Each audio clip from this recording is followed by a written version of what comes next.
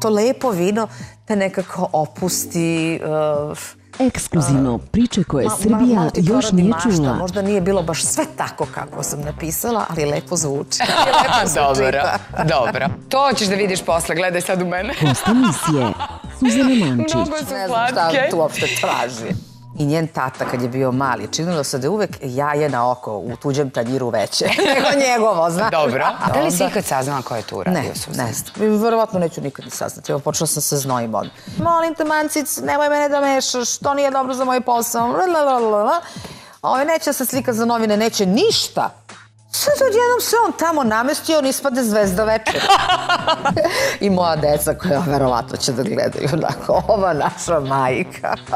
Opet je našla nekoga. Baš da pali. Dobro večer, Srbijo. Ne fali, daj Bože da bude tako. Daj Bože da bude tako.